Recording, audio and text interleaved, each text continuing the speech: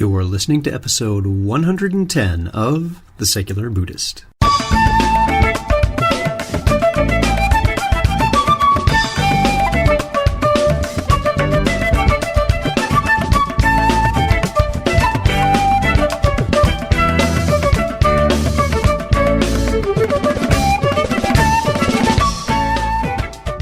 Welcome to The Secular Buddhist. I'm Ted Meissner. The Secular Buddhist is the official podcast of the Secular Buddhist Association, a grassroots-driven effort to answer the needs of secular teaching and practice for contemporary society. The podcast has interviews and roundtable discussions pertaining to engaged Buddhist training and practice, and the SBA website has show notes for each episode along with resource materials. Though the podcast focuses on core practice from a secular viewpoint, more traditional teachings are welcome and openly discussed. Karuna Cayton speaks with us about his new book, The Misleading Mind, How We Create Our Own Problems and How Buddhist Psychology Can Help Us Solve Them.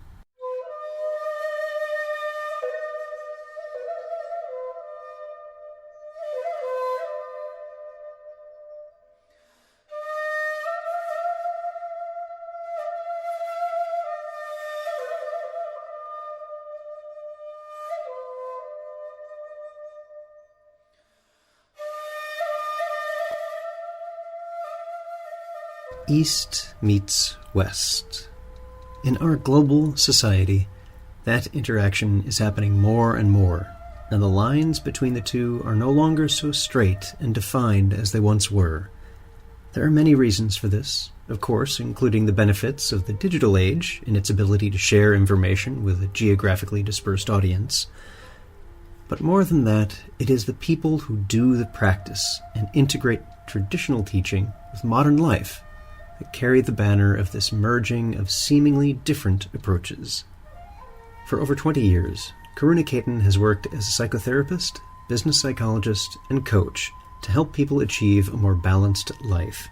He is the founder of the Karuna Group, dedicated to applying Buddhist psychology's universal principles to transform mental well-being and improve organizational cultures. Karuna spent 13 years in a Buddhist monastery in Nepal and is now an active participant in the global Buddhist community. So, sit back, relax, and have a nice Bigelow English Tea Time tea. And our guest today is Karuna Cayton. Karuna, thanks for being here. Hi, how you doing, Ted?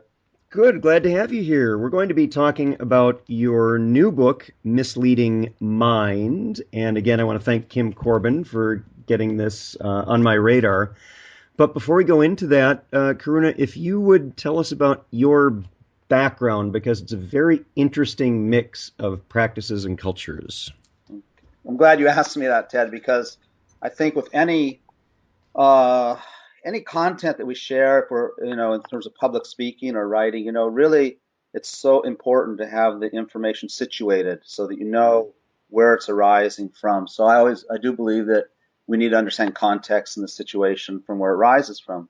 So that being said, I really usually begin my history when I was 20 years old, and I was actually going to bring in a little before that. I was a product of the 60s, the drug scene, did a lot of drugs and dope here in California. Oh, that takes me back. Yeah. Yeah.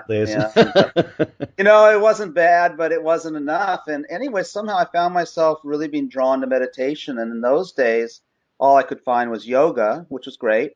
So I began, and even though I was a high school student, I began doing yoga. I went to a retreat one weekend. And that retreat, when I got back, I had quit eating meat, quit smoking cigarettes, quit smoking dope, and lost all my friends. It's amazing how those go together, isn't it? Yeah, I thought they liked me, but I think it was the weed that I had would share with me. So that was quite an interesting experience. But anyway, I did have a very rich experience in that tradition, and I did not like school, so I tried to not go to college, but I had promised my parents that I would. I ended up at one of the two alternative colleges in the country at that time, which was Evergreen State College up in Olympia, Washington. And in the third year, I still was maintaining my attraction for Eastern religions and Eastern thought. although I had had a falling out with the whole yoga system that I was involved in. And it just so happened in my junior year, there was a year abroad program, and Evergreen was the type of college that they had a year abroad every year, but would go to a different country. And that year happened to be Nepal. So I looked up on the map and I saw, whoa, Nepal's on the border of India, and I had wanted to, of course, I had that dream, like a lot of us, to find a guru in India, and I thought, well, I'll go on this year Nepal program, and I'll sneak across the border or whatever on my breaks, or go Hmm. to India. Hmm. And so in Nepal, I had designed a program to look at a comparison between Hinduism in an indigenous culture like Nepal, compared with what was happening in America. And honestly, I had no interest in it. So I had to, yeah, you design something so I could go. Anyway, there was a Tibetan monastery not far from the village I lived in, and I learned fluent Nepalese through the Peace Corps language training, and lived in a village with a family, and so it was really nice to learn the language. And there was this monastery about a couple miles from where I was living, and I had heard that they had meditation courses for Westerners, and it was really the only place you could study, except for Dharamsala, India, that you could study as a Westerner and in English. So I didn't want to go there, even though they had a 1 month meditation course. Sounded great, but I was going to be stuck with a bunch of Westerners. And really, I was Nepalese. I'm doing the indigenous thing. What do I want to be a bunch of tourists? Anyway, fortunately, I gathered enough humility to go up and attend the course, and honestly, it was coming home. It was unbelievable. It was a month, 1 month intense meditations, 4 or 5 hours of teachings a day. You couldn't leave the hill, you couldn't leave the monastery, and I had to return. I was there for, instead of the year abroad, I was a year and a half, and on the day I left, I had breakfast with my teacher Lama Yeshe, who I'd met there. And I said to him, no, I was so nervous. I was, having breakfast with the great Lama. And I asked him, I said, well, I'd begun teaching the young monks English, just as a volunteer. And I asked him, I said, oh, Lama, I got to go back and finish my bachelor's, but I'll be done in about, 3 or 4 months. And, should I come back? And he looked at me and he says, oh, I never tell my students what to do. That's So I was helpful. crestfallen. I was like, and there's this incredibly long, pregnant silence. And then he looked up and he said, when you return next year, so he said, I'd like you to teach my monks and start an English program here. So I was back in the States for about a year and a half, getting started trying to find a master's degree program that I could do in Nepal, because that was one of the few ways you could maintain a non-tourist visa. I figured it out, and I went back for another 10 or 11 years, and met my Australian wife there. Two of our three kids were born there. Anyway, the real essence of the story behind the book is not really so much about me. It's more about the genius of Lama Yeshe. Somehow, I don't know how, but he was really broke out of this mold. He was a very learned and realized Lama. I mean, from my experience, and he touched many, many hundreds and thousands of people's hearts. He was quite an extraordinary man. He died in 1984. And but the why the book is arise from him is he imparted to me, first of all, the way he taught in as much as he could back in those days. He taught with the attempt to teach these ideas that he kept saying, these are universal principles. You need to teach, these ideas go beyond Buddhism, was one of the things he was saying. I think what he meant by that was beyond the conventional cultural Buddhism of Tibetans or Sri Lankans or Thai, whatever. And he said, so when we go to the West, when you teach, he said to me, he said, I want you to be able to teach these ideas so that your mother can understand them. So I've always held that as my mission, and I would say that's my mission in life, as best I can. to be able to express these ideas as best, as I understand them, as he imparted them to me, and as I've cultivated them in my own way. I really do believe that most of the ideas, I would say all of the ideas, uh, can be taught for a modern audience. There's a few challenges, but and His Holiness the Dalai Lama was once asked by part of a large organization, Western Tibetan Buddhist organization, and um, the FPMT is the Foundation for the Preservation of Mahayana Tradition. Just give them a little plug. Anyway, our board of directors once asked His Holiness Dalai Lama if he felt that the Tibetan Buddhism could be transported to the West. At the time, West, which is probably the modern one, and he said, Buddhism can, but leave the Tibetan with us. So I think that's where I'm at.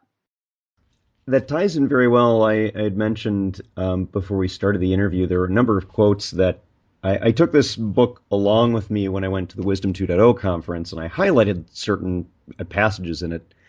And one of the ones that goes in very nicely with what you were just saying, and I think is what is in alignment with what your Lama was saying. I want to read just a sentence or two right now. You say in the book, mind training is not necessarily a religious or spiritual practice.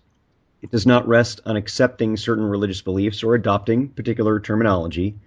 It can be used successfully as an entirely secular practice, or it can be incorporated as a deliberate spiritual practice within any religion. And the thing that I like about that is that you're saying the same message that we try to repeat here, is that this isn't disparaging traditional practice. A secular approach doesn't do that. It's opening it to an audience that may not resonate with the cultural context in which it's traditionally, historically been found. And you do a nice job of that in the book. I think that where we get stuck, I haven't completely figured this out, but part of the area where we get stuck is in the area of faith, right? When we have to accept things on faith.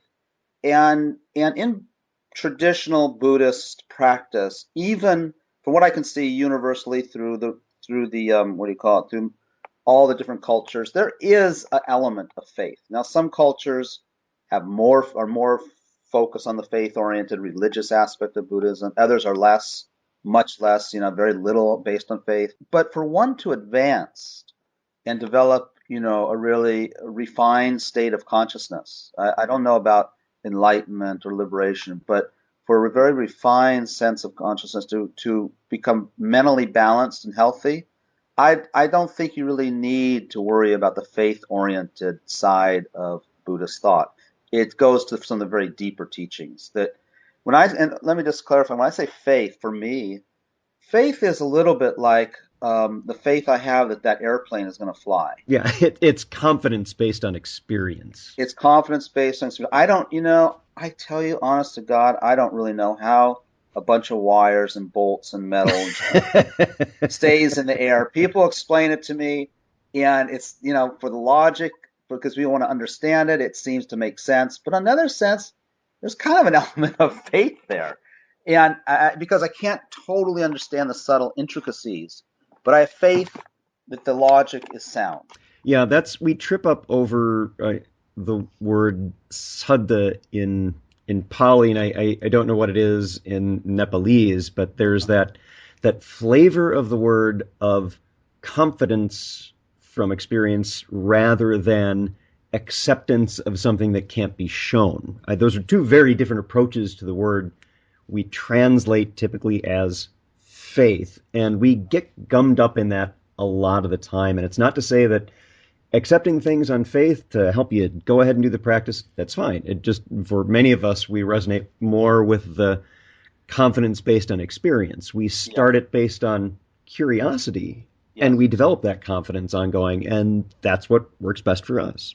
Yes, and I think that if you proceed down that path with an open mind far enough, those subtle areas that are based on faith become more logic based. Yes. So it gives you that confidence. Yeah. Yeah. Now, your progression, though, didn't didn't stop there because you are also a therapist, a business psychologist, and a coach. You've incorporated what you've learned in that Tibetan heritage with your practice, and it shows very well in the book because you. One of the other quotes I wanted to read for people is, because we constantly and immediately superimpose our interpretation upon experience, we never really experience things as they are. We experience things as we are. And Yes. and that is it's so beautifully put, because that is a wonderful intersection of the therapy context of the practice and the tradition context of the practice. Yes. First of all, that's not my quote exactly. Do I give reference to? I think it's Anais Nin who maybe actually said we don't see things as they are, we see things as we are. I will flip through and find that because I That's okay. highlighted it. I thought it was one of yours, but I could be I'd wrong. love to claim it. I'd love to claim it. But being a truthful person, Being an honest kind of guy. but nonetheless, that is accurate. And I just think the elaboration about, so that we understand that how we see things as we are is because, as you were reading the quote, we impose on everything every second. Actually, there's not a second where we experience a direct perception consciously. So I think that when it comes down to the therapy, therapy and coaching, honestly, we'll go back to my message in the situating these ideas. When I sit with a client, I'm not sitting there as a Buddhist. I don't, I wouldn't impose that on anybody. So I don't actually, up to this present time, I wouldn't say I'm a Buddhist therapist, because then I would attract just people who are Buddhist and I suppose are Buddhist interested. And I like I said, because I believe the ideas are universal, I'm always looking for a way to help others. But the idea is, Ted, that we are Buddhists. I try to develop a Buddhist mindset. And so if a person's sitting in front of me, if I'm a good Buddhist, even secular or whatever, I'm not even, Hmm. Hmm. good Buddhist, which means an awakening person, then I'm informed by those ideas, such as ideas on reality, the nature of reality, such as ideas on interdependence, such as ideas on wisdom and generating, loving compassion. All those ideas, I should be informed what I do. So most of my clients, particularly my coaching clients, are not Buddhist, and they eventually find out that I am, but it's never an issue. I think what I do is because I get informed by those ideas, I think what we do in the session is a little bit different. That's all I can say. It's just a quality of difference. Because the therapists, they say that they've done surveys on what clients is with their psychologists and therapists, that what has the client found most helpful, most therapeutic. And it hasn't been the model, the person speak. It hasn't been the intelligence of the person. It hasn't been the techniques. It hasn't even been the talking. That they say number one condition is the relationship.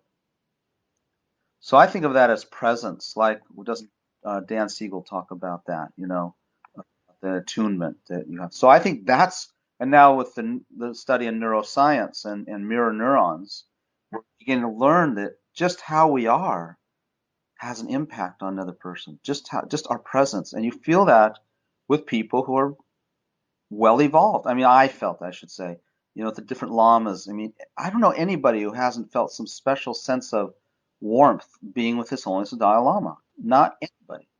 So I think that's gross generalization, but that just seems to be what happens because of the quality of his mind. Well, I like the way you use the terminology that your practice is informed by Buddhism, that it's not so much a religious dogma, it is a practice that helps you with guidance. Totally. Yeah, yeah. Totally. Yeah. In the book, and for folks who are following along at home, you can join us on page 40. This is where, Karuna, you start to talk about a journey in 4 steps. Right. And you've got step 1, you have a choice. Step 2, set up your laboratory. Uh, Right. as a biologist, I like these terms, laboratory. Step 3, what's going on? And step 4, take action. Tell us about those, because that is, again, another wonderful intersection between the tradition and your therapy practice. Yeah, I just tried to think about what I do. I try to pass on to people, well, what do I do? That's then, to make it, because so that it can be helpful, because I'm pretty good at theory, but a lot of us are good at theory, but we got to really make things tangible for people. So I noticed that the first thing that makes a difference for me is that in this world, well, one of the problems, the main problem we have is that we actually don't exercise choice. We have it. It's almost like we have potential for it, but we don't exercise. So people will say, "Is there such a thing as free choice?" And actually, there's such a thing as it. The potential is there, but I don't know. Looking at my own mind, when do I exercise it? Very rarely. So this first thing about choice is making a conscious decision that you're going to be aware in the world. You have an ability to be free, and but you have to take that. You have to take that ability by realizing you have a choice on whether to be free and choiceful in this moment. And then, so the second thing about setting up the laboratory, that's about setting up our present awareness, right? We just become aware of our world, which is phenomenal because we're not. If you're like I mean, me, literally, it's phenomenal. literally, it's phenomenal. There you go. That's the biologist. Yeah, because we don't know anything about ourselves. You know, we. If I asked you, tell me what your hand looks like. We can describe what kind of, or what size feet. Do you have big feet or little feet? Small hands, big hands, 5 fingers, 4 fingers. We can. But if I asked, what's going on inside your mind right now? That's a very bizarre question to people. Why should it be? We're with our mind all the time. So setting up the laboratory really has to do about checking in and becoming aware what's happening in our mind and what's happening in our body, right? So we do the ABC. If we have a chance, we can do the ABC, which is around just connecting with the breath. All that does really is help make us more present and relax. So the A, of course, is around anatomy. We just check that our body is not tense. It's if it's if we're slouching or not. B is around the breath, and we just become aware of the breath without manipulating it, in and out. And that's another interesting thing, Ted, is basic meditation often has meditation on the breath, and we have the breath with us when we're awake and when we're sleeping. But if you ask people, well, what's the breath like? I have no idea. No idea. It's no idea. It's like, well, what do you mean? What's the breath like? It's like, well, you do it all. Your wife or husband or boyfriend are like. I mean, what they're like and what your bed is like. And if you ask what's your car like, those are complex things. But if you ask what their breath is like, people are sort of dumbfounded. So Yeah, it's at kind of like, most we're aware of it during meditation and forget about it the rest of the time. exactly. And as I do, but I do too, which is again another sad statement is that, well, what am I doing instead? This is a very important question. When people start, all of us, we start to becoming more conscious and aware, and what's really almost more important is not so much to be aware of the breath, but to be aware of what we're doing when we're not aware of the breath. That's the distracted mind. To really learn that guy. That comes down below in step 3 and step 4. Step 3, right? And step 3 is what's going on. Yeah, and that again, I mean, just as a short answer, I mean, I guess the long stuff we got to look in the book, but what's really all that's going on, just to give some clues, there's emotions arising and falling, there's sensations arising and falling, there's agitation arising and falling, there's a sense of maybe even a sense of comfort that arises and falls. There's so many things, even just this moment, you and I sharing this moment. There are so many multiple, I mean, countless events that are happening right now. I heard you go, uh-huh. Do I hear that, or do you hear the wind outside, or is that something that's not you're not paying attention to? Is the heater going in your house? Do you have do you hear it, or is it in the background of your? And there's the scents, the smells. There's what does this chair feel like under us, and against our back? When we're where we're sitting, you become aware. So our world is not so. World is not rich because we don't exercise our choice. If we exercise our choice, our world becomes very rich and our life becomes rich. And not all of it is comfort, right? There's a lot of pain in there. That's part of the stuff. Like you were talking about earlier about curiosity. This is all about being curious. Step 3 is about being curious. And then finally take action. That's, I think I give a lot of different things we can do. And I've already thought about another book or addendum to this because there's so many more things to do. But basically, essentially, uh, it's about doing. It's. I want to make a distinction here about the mindfulness movement and what is being promoted here and in at least the Tibetan Buddhist tradition of mind training, which is that being aware of what goes on is good.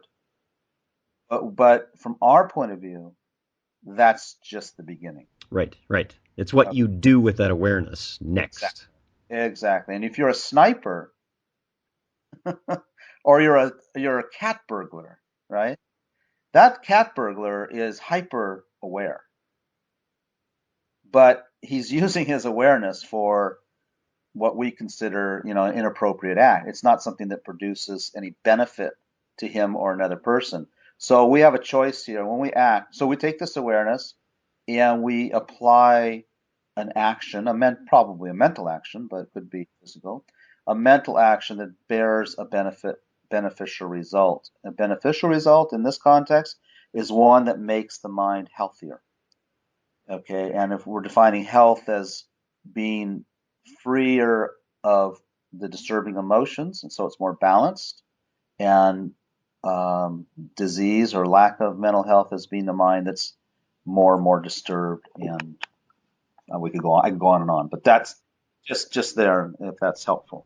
It is. You put it in the full context of the practice, which is one of the reason many of us see, and this is something that I share with my more traditional brethren in the path, right, is a concern that mindfulness as a commodity. And Glenn Wallace, I brought this up in a recent post on his blog recently that drew some attention, questioning that the value of that there's and I would say as part of that there's a greater context, that a more broad awareness that mindfulness brings is wonderful, and that's a tool for us to use in a greater context, in an integrated approach of more than just base awareness. Base awareness is wonderful, but there's more to it than that, and that's what you bring in. I also wanted to mention that as you were talking about step 1 and choices, for those who don't listen to the podcast all the way at the end through the music I have in the conclusion, I'm going to tell you right now so you don't miss it. What Karuna was just saying is what I say at the end of every podcast episode, which is every moment you have a choice. Make it the best you can. And that's the reminder that we are going to get caught up in the situations in our daily lives, that those negative and positive emotions, or negative emotions masking as positive, are going to come up, and we get to choose each moment. So if you make a wrong choice one moment, that's okay. That's going to happen. That's expected. We're human. We're fallible. The wonderful thing is you have an opportunity to make a different choice the very next moment with the very next breath. Right. That's very good, because there's no guilt. You see. No. You can always fix something. Right. So something else I wanted to go into is one of the things I noticed here. And I'm going to read another quote, and this is another one of your brilliant quotes, is that you're very big on accountability and the use of this practice as a transformative, not just personally, but socially in a broader scale. And what I wanted to quote, this is on page 95 for folks following along at home. Training our mind and healing ourselves are, I would argue, the only way to bring lasting change to the world around us. We can only do this when we drop blame and simply become accountable for subduing and training our mind and mental attitudes. Tell us more about that, because that struck me as one of the most passionate things you said in the book. Well, it's probably a reaction to what's happening, in this and all over the world, but in this sort of modern trend that we're going on. It worries me that we're more and more looking outside of us for solving problems, and that means blaming problems. And so, I have clients. I had a client in the other day, and I presented this idea to her as well. But I do make a point here of saying that we are accountable for what's arising within our minds, right? And of course, almost everything is arising within our minds. So we have a lot of accountability. But at the same time, because I worry about this culture, this is kind of a newer idea. What's being promoted in psychology in particular is other blaming, and this has been going on for years, where it originally was your mother, and then Yeah, it was I was just thinking, and how does that make you feel about your mother? yeah, how does it make you feel about it? And then it's dysfunctional family systems, and then it's social, and the social. And I believe all that stuff has definitely a bearing, but you're never going to become awakened and really healthy until you can get to the point where we have to deal with the fact that we created meaning around all of those experiences. And they don't go away just because we discovered that we were sexually abused when we were an infant. It can help because we feel like a sense of, I now understand what happened. But the effects of those things, the effects are what arise within the mind. And those will never go away until we take accountability for them. Now, the part with this client that was in the other day, I did try to explain to her. I said, look, for the really, really advanced practitioner who gets this, he or she doesn't hold anyone else responsible for what's coming up in their minds in terms of difficulty, pain, struggle. But we're all at different levels. So when your husband is yelling at you at the top of his lungs and verbally abusing you, or verbally, it's rude, it's true. The reactions that arise within you are your problem. You're accountable to that. However, you may not be good enough yet. At that point, you need to turn to him or to someone else and say, not in these words, but in a sense, I'm not good enough yet to take all this on, so I really need you to talk differently. So that's different than saying the problem is with the way your husband talks. It's just a different approach, but he should talk. I mean, he has his accountabilities, right? So that's the point around the accountability thing. Until we, yeah, it's just philosophically appropriate. Hmm. Yeah, and I should say that when we're talking about good enough, we don't mean that in a good bad kind of way. It's a matter of one's skillful experience and strength to be able to deal with these things effectively. And that's a skill to learn. It's very Yeah, difficult. it's not in the sense of what our potential is. Right, right, right, right, right. It's where we're at today, and tomorrow we should be better. So we can't fall back on that one in that tomorrow. It's different. We're different good enough to not. You know what I mean? It's a progressive thing. Yeah. So something else that I wanted to chat about is the website. And for people listening, it's thekarunagroup.com, and that's Karuna with a K, Aruna. Uh, Karuna, tell us about that, because it is a very nice, robust site, and when this episode comes out, I believe will just have been redesigned. So tell us what's Yes. going on with that. Well, thank you for asking that, because when I think of the website, I was going to say it's a work in progress. What I mean to say is that my work is a work in progress. So I always think of the website. I don't know how other people think of their websites, but I think of it as kind of a reflection of what I do and what I'm thinking and where I'm going. Um, it's offers what I will be offering through the website as it evolves.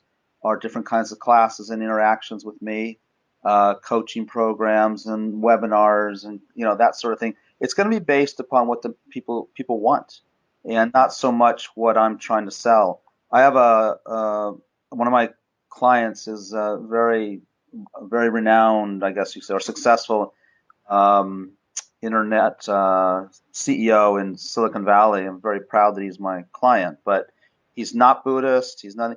But he tells me he gets asked to consult, and he's really happy to help startups all over the country. And he goes in for free and talks to them. He says, I go in for about 3 minutes. I said, what do you mean? He says, well, they all sit around. They want to tell me about their product. And he said, I haven't found too many of them that had a bad product. But that's not what I asked them. I asked them, what are people buying? And so, I hope that my site will provide something for people, what they're buying, and buying in quotations.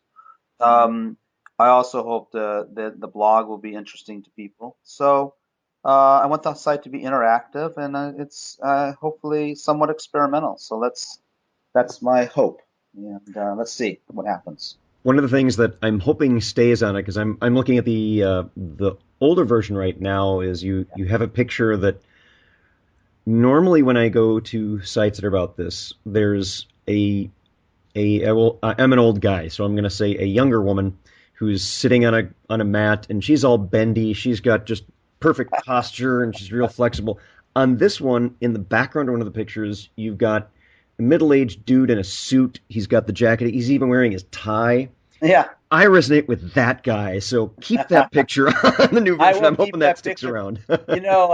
You just did me a service right there, because what I didn't mention is that I'm very interested in continuing to try to find ways to bring these ideas into the conventional world. I'm not, people who are spiritually minded or Buddhist, they're okay. I mean, if I can help them, that's great.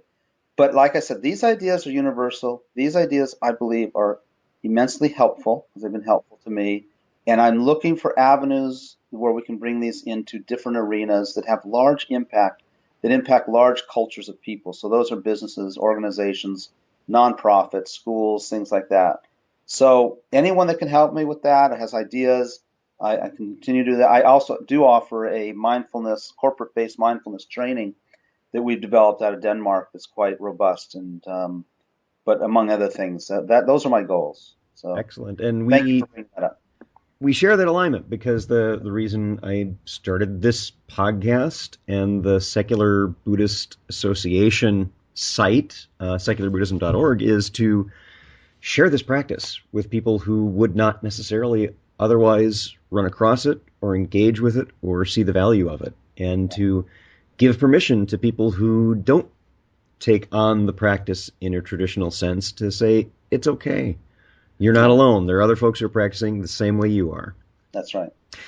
So our guest today is Karuna Cayton, and we were just talking about his book, The Misleading Mind, how we create our own problems and how Buddhist psychology can help us solve them. You can find out more about what Karuna is doing on his website, and that address is www.thekarunagroup.com, and that's how you'll be able to get in contact with Karuna as well. Karuna, thank you very much for being here. I've appreciated your time. I appreciated the time being given. It was really quite pleasant. Thank you very much.